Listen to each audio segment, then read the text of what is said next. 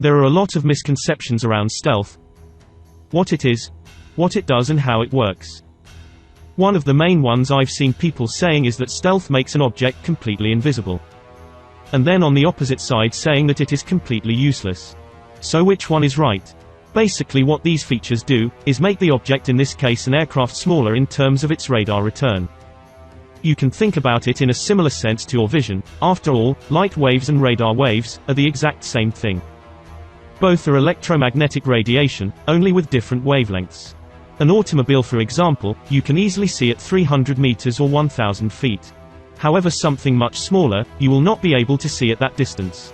It is not until you are much closer until you are able to see it. The same is true with stealth aircraft. Radar can still see or detect them, however at much shorter ranges, so no, stealth does not make an object invisible.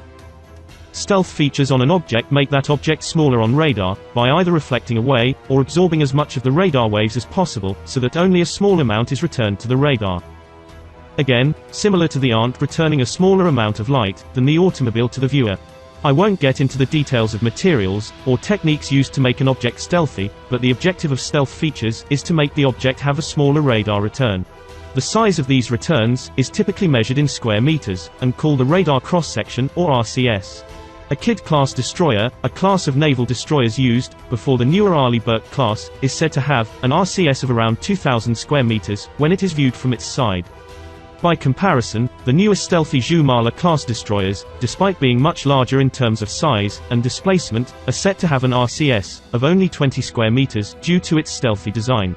In terms of aircraft, a typical fourth-generation fighter, say the F-15, has an RCS around 10 square meters, where the stealthy fifth-generation F-22 is believed to have somewhere around 1/1000th of a square meter RCS.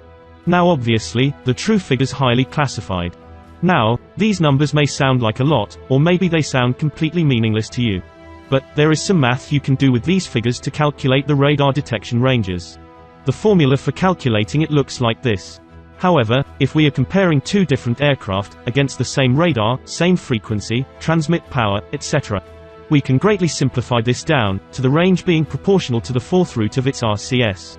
If a hypothetical, ground-based early warning radar can detect the F-15, at say 500 km, then with the F-22, with an RCS 10,000 times smaller than that of the F-15, would be detected at only 10% of the range, or 50 km.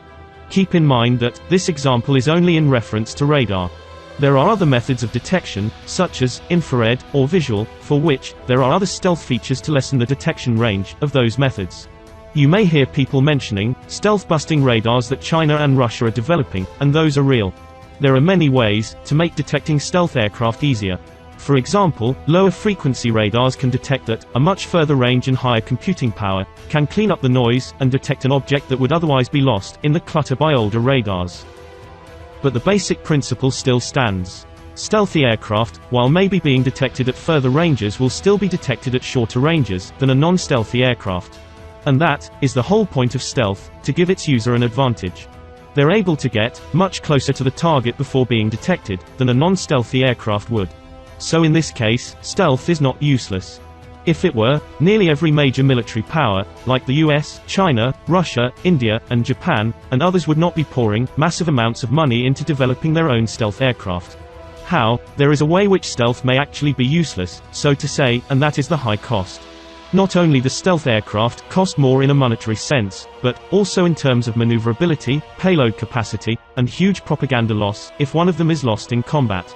Stealth aircraft can cost significantly more than non-stealth aircraft to build and also much more to operate. The B-2 stealth bomber, for example, needs to be stored in a special temperature-controlled hangar.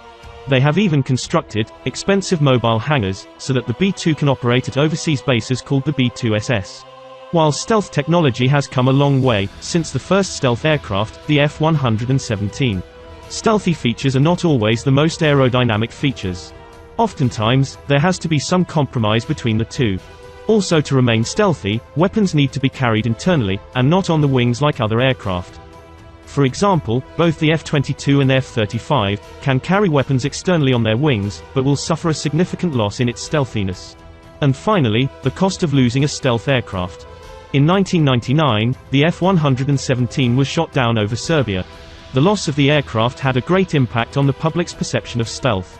Ever since the US has had to carefully consider when to utilize stealth aircraft in combat, not only would the loss of say an F-22 be a major embarrassment, but the debris recovered by an enemy can compromise billions of dollars spent in research and development of the materials, and falling into the hands of the rivals. So is stealth useless? No. However, it is not without some major drawbacks.